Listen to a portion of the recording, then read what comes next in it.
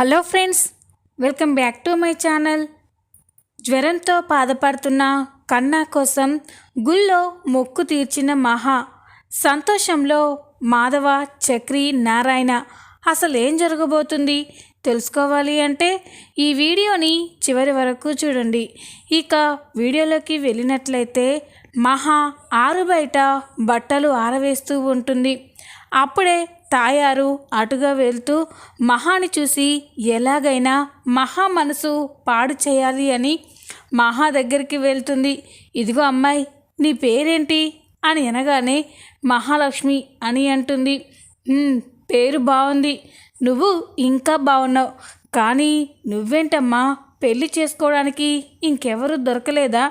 పోయి ఈ దరిద్రపు కొంపకే కోడలిగా వచ్చావు అని అనగానే మహా షాక్ అయిపోయి చూస్తూ ఉంటుంది. అప్పుడే నారాయణ సైకిల్ పైన అక్కడికి వచ్చి తాయారు మహాతో మాట్లాడుతూ ఉంటే వింటూ ఉంటాడు. ఇక తాయారు మహాతో, చూడమ్మా, ఈ ఇంట్లో వాళ్ళు మనుషులు కాదు, రాక్షసులు. ఏ ఆడపిల్ల కూడా వీళ్ళతో మాట్లాడదు. ఒక్క క్షణం కూడా వీళ్ళింట్లో కలిసి ఉండలేదు. అలాంటిది నువ్వు ఎలా ఉంటాననుకొని, మీ అమ్మా నాన్నల్ని కాదనుకొని వీళ్ళ కోసం వచ్చేసావు. ఆ రోజు నువ్వు వెళ్ళిపోతే ఇక రావేమో అనుకున్నాం. అందరం చాలా సంతోషపడ్డాం. కానీ నువ్వేంటమ్మా మళ్ళీ తిరిగి ఈ ఇంటికే వచ్చావు? ఇప్పటికైనా పోయిందేమీ లేదు. ముందు ఇక్కడి నుంచి వెళ్ళిపో, అప్పుడే నువ్వు సంతోషంగా ఉంటావు. ఇక్కడే ఉంటే నువ్వు అన్యాయం అయిపోతావు అని తాయారు మహాతో మాట్లాడుతూ ఉంటే నారాయణకి చాలా కోపం వస్తుంది. అక్కడే ఉన్న రాళ్ళు తీసుకొని ఒసే అని తాయారు మీదికి విసురుతూ ఉంటారు. ఇక తాయారు, రే ఏంట్రా ఇది, ఆ రాళ్ళు తగిలితే నేనుంటానా అని అంటూ ఉంటే, నీలాంటిది ఉంటే ఏంటి పోతే ఏంటే, రాక ఇన్ని రోజులకి నా ఇంటికి ఒక మహాలక్ష్మి వచ్చింది. ఇప్పుడు తన మనసు కూడా పాడు చేసి నా ఇంటిని అన్యాయం చేయాలని చూస్తున్నావా? మేము సంతోషంగా ఉంటే చూడలేకపోతున్నావానే అని నారాయణ తాయారుతో కోపంగా మాట్లాడుతూ ఉంటే తాయారు, రే నారాయణ, నీ కుటుంబం వాళ్ళు ఎలాంటి వాళ్ళు అని ఆ అమ్మాయికి చెప్తున్నాను అని అంటూ ఉంటే ఇక మహా కూడా, చూడండి, వీళ్ళు ఎలాంటి వాళ్ళో, ఈ ఇంట్లో మనుషులు ఎలాంటి వాళ్ళో నాకు పూర్తిగా తెలుసు. మీరు ఇంకొకసారి వాళ్ళ గురించి తప్పుగా మాట్లాడితే నేను చూస్తూ ఊరుకోను అని మహా తాయారికి వార్నింగ్ ఇవ్వడంతో నారాయణ అయితే చాలా సంతోషపడుతూ ఉంటాడు. ఇక తాయారు కోపంగా అక్కడి నుంచి వెళ్ళిపోతుంది. ఇక నారాయణ మహాతో, శబ్బాష్, నువ్వు నా కోడలు అనిపించావమ్మాయి, ఇక నువ్వు బట్టలు ఆరేసుకో అని నారాయణ అక్కడి నుంచి వెళ్ళిపోతాడు. ఇక మహా అయితే, ఏంటో ఈ మనుషులు, ఇన్ని రోజులైనా కూడా నాకేమీ అర్థం కావట్లేదు అని మహా అనుకుంటూ ఉంటుంది. ఇక ఇంతలోనే సాయంత్రం అవుతుంది. మహాకి తన తండ్రి బాగా గుర్తుకు వస్తూ ఉంటాడు. నాన్న ఏం చేస్తున్నాడో ఏంటో, ఒక్కసారి నాన్నకి ఫోన్ చేద్దాం అని తన తండ్రికి ఫోన్ చేస్తుంది. ప్రతాప్ కొత్త నెంబర్ నుండి కాల్ రావడంతో ఫోన్ లిఫ్ట్ చేసి హలో అని అంటాడు. తన తండ్రి గొంతు విని మహా అయితే ఒక్కసారిగా ఎమోషనల్ అయిపోతుంది. ఇక వెంటనే నాన్న అని అంటుంది. అది విని ప్రతాప్ అయితే కాస్త ఎమోషనల్ అవుతాడు. కానీ మహా చేసిన పని గుర్తుకు వచ్చి కోపంతో, సారీ, ఎవరమ్మా, నాకు కూతురు అంటూ ఎవరూ లేరు అని అంటూ ఉంటే, నాన్న మీరు ప్రేమగా పెంచుకున్న మీ కూతుర్ని అని అంటూ ఉంటే, సారీ అమ్మా, నా కూతురు చనిపోయి చాలా రోజులవుతుంది, నాకు ఇప్పుడు ఒక్కడే కొడుకున్నాడు అని అంటూ ఉంటే మహా అయితే చాలా బాధపడుతూ ఉంటుంది. నాన్న అని అంటూ ఉంటే, చూడమ్మా, అమ్మ అని ఎవరినైనా పిలవచ్చు, కానీ నాన్న అనే పిలుపు ఎవరిని పడితే వాళ్ళని పిలవకూడదు, గుర్తుపెట్టుకో, ఇంకొకసారి నాకు ఫోన్ చేయొద్దు అని ప్రతాప్ కోపంగా ఫోన్ కట్ చేస్తాడు. మహా అయితే చాలా బాధపడుతూ ఏడుస్తూ ఉంటుంది. రాత్రి అయ్యాక కూడా అలాగే ఏడుస్తూ ఉంటే చక్రి మహా దగ్గరికి వెళ్తాడు. ఏంటండి అదోలా ఉన్నారేంటి అని అంటూ ఉంటే ఇక మహా చాలా ఎమోషనల్ అయిపోయి వెక్కి వెక్కి ఏడుస్తూ ఉంటుంది. అయ్యో ఏంటండి మిమ్మల్ని ఎవరైనా ఏమన్నా అన్నారా? ఈ ఇంట్లో మీకేమైనా ఇబ్బంది కలిగిందా చెప్పండి అని చక్రి అంటూ ఉంటే, లేదు, అలా ఎలా వదిలేస్తారు? ప్రాణంగా ఇన్ని రోజులు పెంచుకుని ఒక్క తప్పు చేస్తే కూతురు చనిపోయింది అనుకుంటారా అని అంటూ ఉంటే, ఇక చక్రి ఏం మాట్లాడుతున్నారండి మీరు అని అంటాడు. ఈరోజు మా నాన్నకి ఫోన్ చేస్తే నాన్న ఎలా మాట్లాడాడో తెలుసా? నేను చచ్చిపోయానని వాళ్ళు నాకు నీళ్ళు వదిలేశారంట అని మహా ఏడుస్తూ ఉంటే, చూడండి ఇప్పుడు కోపంలో అలా మాట్లాడారు, 2 రోజులు పోతే కోపం తగ్గుతుంది, మళ్ళీ మీ మీద ఉన్న ప్రేమే మీకోసం వచ్చేలా చేస్తుంది అని అంటూ ఉంటే, నిజంగా అలాంటి రోజు వస్తుందంటారా అని అంటుంది. తప్పకుండా వస్తుందండి అని చక్రి మహాకి ధైర్యం చెప్తూ ఉంటాడు. ఇక చక్రి ఆలోచించి, సరే ఇలాగే ఉంటే మీరు ఈ విషయం గురించే ఆలోచించి బాధపడుతూ ఉంటారు, పదండి అలా కాసేపు సరదాగా తిరిగొద్దాం అని అంటూ ఉంటే, ఇప్పుడా అని అంటాడు. ఇప్పుడే అండి, మీకు ఎప్పుడు బాధ కలిగితే అప్పుడు పదండి అని మహాని తీసుకొని బయటికి వెళ్తాడు. ఇక మహా కూడా చాలా సంతోషంగా ఫీల్ అవుతుంది. చక్రి మహాని చాలా చోట్ల బయట తిప్పుతూ ఉంటే మహా కూడా చాలా రిలాక్స్ అవుతూ ఉంటుంది. అలా వాళ్ళు రోడ్డుపై తిరుగుతూ ఉంటే ఇంతలోనే ఒక కానిస్టేబుల్ వాళ్ళకి ఎదురుగా వస్తాడు. అర్ధరాత్రి రోడ్డుపై వాళ్ళిద్దరినీ అలా చూసి, ఏ ఎవరు మీరు, ఇంత రాత్రిపూట ఇక్కడేం చేస్తున్నారు అని అడుగుతూ ఉంటే చక్రి మహా ఆశ్చర్యంగా చూస్తూ ఉంటారు. సార్ అది కాదు సార్ అని అంటూ ఉంటే, ఏంటి బాబు ఎవరంటే ఏం మాట్లాడరేంటి, ఈ అమ్మాయి మీకేమవుతుంది అని అడుగుతాడు. ఇక చక్రి మహాలక్ష్మి తన భార్య అని చెప్తే మహా ఏమనుకుంటుందేమోనని ఇప్పుడు ఏం చెయ్యాలి అని టెన్షన్ పడుతూ ఉంటాడు. ఇంతలోనే మహా, సార్ నేను ఇతను భార్యాభర్తలం అని అనగానే ఇక చక్రి అయితే ఒక్కసారిగా సంతోషపడతాడు. ఇక ఎస్ఐ గారు, మరి ఆ మాట చెప్పడానికి ఎందుకు అతను అంతలా వెయిట్ చేస్తున్నాడు అని అంటూ ఉంటే, సరే జాగ్రత్తగా ఇంటికి వెళ్ళండి అని చెప్పి పోలీస్ అక్కడి నుంచి వెళ్ళిపోతాడు. ఇక చక్రి అయితే మహాలక్ష్మి అలా చెప్పడంతో చాలా సంతోషపడుతూ ఉంటాడు. ఇక మహా, సారీ అండి అని అంటూ ఉంటే, అయ్యో దేనికండి అని చక్రి అంటాడు. అదేనండి, మన ఇద్దరం భార్యాభర్తలం అని చెప్పాం కదా, మనం ఎలాంటి పరిస్థితుల్లో పెళ్లి చేసుకున్నా ఇప్పుడు మనం చెప్పాల్సిందే కదా అని అంటూ ఉంటే ఇక చక్రి ఆ మాట చెప్పినందుకు నేను సంతోషంగా ఉంటే తనేంటి సారీ చెప్తుంది అని అనుకుంటూ ఉంటాడు. ఏంటండి ఏం మాట్లాడరు అని మహా అంటూ ఉంటే, ఏం లేదండి పద వెళ్దాం అని ఇక చక్రి మహా ఇద్దరు కూడా ఇంటికి వస్తారు. ఇంతలోనే ఉదయం అవుతుంది. ఉదయం కాగానే ఇంట్లో అందరూ లేచి ఎవరి పనులు వాళ్ళు చేసుకుంటూ ఉంటారు. కానీ కన్నా మాత్రం నిద్ర లేవకుండా అలాగే పడుకుంటాడు.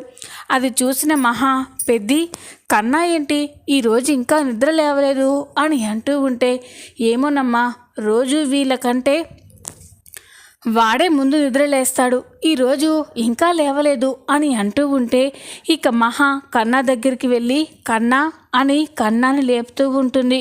ఇంతలోనే ఇక కన్నా ఒళ్ళు బాగా కాలిపోతూ ఉండడంతో మహా షాక్ అయిపోతుంది.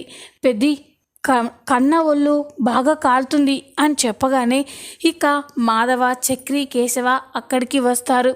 ఇక మాధవ కన్నాతో, రే కన్నా ఏమైందిరా, జ్వరంగా ఉందా అని అంటూ ఉంటే, అన్న ఒళ్ళంతా మంటలుగా ఉంది అని ఇక కన్న బాధపడుతూ ఉంటాడు. ఇక అలా కన్న ఒంటిపైన చూసేసరికి బొగ్గలు వచ్చి ఉంటాయి. అది చూసి ఇక అందరూ కూడా షాక్ అయిపోతారు. అప్పుడే ఇక చక్రి, అన్న ఏంటన్నా కన్నగాడి ఒళ్ళేంటి ఇలా ఉండిపోయింది అని అంటూ ఉంటే, రే కన్నగాడికి అమ్మవారు పోసిందిరా అని అంటాడు. అది విని ఇక అందరూ కూడా షాక్ అయిపోతారు. ఏంటన్నా అమ్మవారు పోయడం ఏంటి అని కేశవ అంటూ ఉంటే, అవునరా కన్నాకి అమ్మవారే పోసింది, ఇంతవరకు మనకింట్లో ఇలాంటి పరిస్థితి రాలేదు, కానీ ఇప్పుడు కన్నాకి ఇలా అమ్మవారు పోయడం ఏంటి అని అంటూ ఉంటే ఇక మహా, పెద్ది మరి దీనికి ఏం చెయ్యాలి, అమ్మవారు తగ్గాలంటే ఏం చెయ్యాలి పెద్ది అని అంటూ ఉంటే, నాకు తెలీదమ్మా, గుళ్ళో పూజారిని అడిగి రావాలి, అని మాధవ అంటాడు. సరే, నేను వెళ్ళి గుళ్ళో పూజారిని అడిగి దీనికి ఏం చెయ్యాలో కనుక్కొని వస్తాను అని ఇక మాధవ అయితే గుడికి వెళ్తాడు. గుళ్ళో పూజారితో, పూజారి గారు మీతో మాట్లాడాలి అని అంటూ ఉంటే, చెప్పు బాబు అని అడుగుతాడు. అప్పుడు మాధవ, పూజారి గారు మా తమ్ముడికి అమ్మవారు పోసింది, అది ఎలా నయమవుతుంది అని అనగానే ఇక పూజారి గారు, బాబు ఇక్కడ శివయ్యకి అభిషేకం చేసి అక్కడ అమ్మవారికి పసుపు కుంకుమలతో అర్చన చేస్తే మీ తమ్ముడికి పోసిన అమ్మవారు వెళ్ళిపోతుంది అని అనగానే ఇక మాధవ, అలాగే పంతులు గారు, ఈరోజే నేను శివయ్యకి అభిషేకం చేసి అక్కడ అమ్మవారికి పసుపు కుంకుమ అర్చన చేస్తాను అని అంటూ ఉంటే, బాబు ఆ పని నువ్వు చేయకూడదు అని అంటాడు. అది విని మాధవ షాక్ అయిపోతూ ఉంటే, ఏంటి పంతులు గారు, ఎవరు చేయాలి, కన్నా చేయాలా అని అనగానే, లేదు బాబు, మీ ఇంట్లో ఆడవాళ్ళు చేయాలి. ఈ అమ్మవారి పూజ ఆడవాళ్ళు చేస్తేనే ఆ తల్లి శాంతిస్తుంది అని అనగానే ఇక మాధవ షాక్ అయిపోతాడు. ఆడవాళ్ళు చెయ్యాలా అని ఆలోచిస్తూ ఉంటే అప్పుడే ఇక పంతులు గారు, అవును బాబు, ఆడవాళ్ళు చేస్తేనే ఈ పూజకి ఫలితం దక్కుతుంది, మీ తమ్ముడికి అమ్మవారు తొందరగా తగ్గుతుంది అని పంతులు గారు చెప్పి అక్కడి నుంచి వెళ్ళిపోగానే ఇక మాధవ అయితే ఆలోచిస్తూ ఉంటాడు. ఏం చెయ్యాలి ఇప్పుడు, కన్నాకి అమ్మవారు తగ్గాలి అంటే ఆడవాళ్ళు పూజ చేయాలని చెప్తున్నారు, కానీ ఎలా అని ఇక మాధవ అయితే చాలా బాధపడుతూ ఇంటికి వెళ్తాడు. మాధవ ఇంటికి వెళ్ళేసరికి ఇంట్లో మహా, చక్రి, కేశవ, గాయత్రి అందరూ కూడా ఉంటారు. మాధవ ఇంటికి రాగానే ఇక చక్రి, అన్న పంతులు గారు ఏం చెప్పారు, అమ్మవారు నయం కావాలి అంటే ఏం చేయమన్నారు అని అడుగుతూ ఉంటే మాధవ మౌనంగా ఉంటాడు.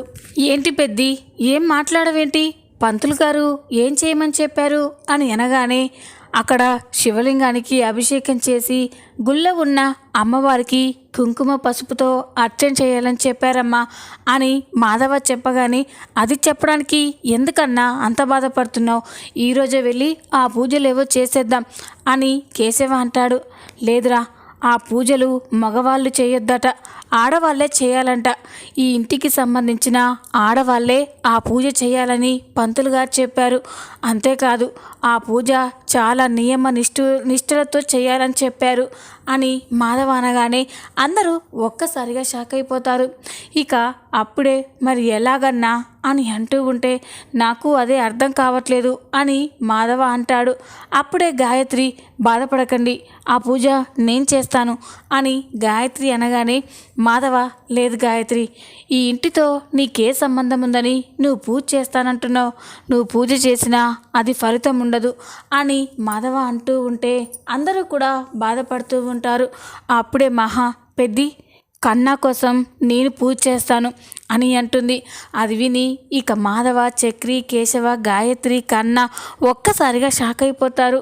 ఇక మాధవ, అమ్మా ఏంటమ్మా, నువ్వు అంత నిష్టమైన పూజ ఎలా చేయగలవు, వద్దమ్మా నువ్వు చేయలేవు అని అంటూ ఉంటే, పెద్ది పర్వాలేదు పెద్ది, ఇప్పుడు చక్రి నన్ను పెళ్లి చేసుకున్నాడు కాబట్టి నేను ఈ ఇంటి మనిషిని, నేను పూజ చేస్తే కన్నాకి నయమవుతుందంటే ఎంత కష్టమైనా నేను చేస్తాను పెద్ది అని అంటూ ఉంటే ఇక అందరూ కూడా షాక్ అయిపోయి చూస్తూ ఉంటారు. అప్పుడే చక్రి, వద్దండి, మీరు బాధపడడం మాకు ఇష్టం లేదు, వద్దు అని చక్రి అంటూ ఉంటే కన్నా కూడా, వద్దొదినా, 2 రోజులైతే అమ్మవారు తగ్గిపోతుంది, నువ్వు నా కోసం కష్టపడొద్దు అని అంటూ ఉంటే ఇక మహా అయితే, లేదు, ఇది నా కుటుంబం అనుకున్నాను, నా కోసం మీరెంతో చేశారు, అలాంటి మీకోసం ఇది చేయలేనా, పైగా కన్నా నాకు కొడుకు లాంటివాడు, నా కొడుకు కోసం నేను ఈ మాత్రం కష్టపడలేనా, మీరు ఇంకెవ్వరూ ఏం అడ్డు చెప్పొద్దు, రేపే వెళ్ళి మనం గుళ్ళో పూజ చేస్తున్నాం, పెద్ది దానికి కావలసిన అన్నీ ఏర్పాటు చేయండి అని ఇక మహా చెప్పగానే ఇంట్లో అందరూ కూడా చాలా సంతోషపడతారు. ఉదయం కాగానే ఇక మహా ఇంట్లో అందరూ కూడా గుడికి వెళ్తారు. మాధవ మహా పంతులు గారి దగ్గరికి వెళ్ళి, పంతులు గారు, ఇదిగోండి ఈ అమ్మాయే అమ్మవారు తగ్గడానికి పూజ చేయబోతుంది అని అంటూ ఉంటే పంతులు గారు మహాని చూసి, ఈ అమ్మాయి మీకేమవుతుంది అని అంటాడు. అప్పుడే చక్రి తను నా భార్య పంతులు గారు అని అనగానే శుభం ఇంకే ఈ అమ్మాయి పూజ చేస్తే మీ తమ్ముడికున్న అమ్మవారు మొత్తం తగ్గిపోతుంది అని పంతులు గారు చెప్తారు. ఇక మహా అయితే చాలా కష్టంగా అక్కడే కోనేరులో ఉన్న నీళ్లు తీసుకొచ్చి శివలింగానికి అభిషేకం చేస్తుంది. మహా అలా కష్టపడుతూ ఉంటే చక్రి, మాధవ, కన్నా, కేశవాలు చాలా బాధపడుతూ ఉంటారు. అభిషేకం అయిపోయిన తర్వాత అమ్మవారికి పసుపు కుంకుమతో అర్చన కూడా చేస్తుంది. చాలా కష్టపడి మహా అయితే కన్నా కోసం ఆ పూజని మొత్తం పూర్తి చేస్తుంది. అది చూసి పంతులు గారు అంతా శుభమే జరుగుతుంది, పూజ పూర్తయింది కాబట్టి మీ తమ్ముడికి తెల్లవారేసరికి అమ్మవారు తగ్గిపోతుంది, మీరిక నిశ్చింతగా ఉండండి అని చెప్పగానే ఇక అందరూ కూడా చాలా సంతోషపడతారు. మాధవ, కేశవ, కన్న, చక్రీలు మహాని చూసి మహాకి చేతులెత్తి దండం పెడుతూ ఉంటారు.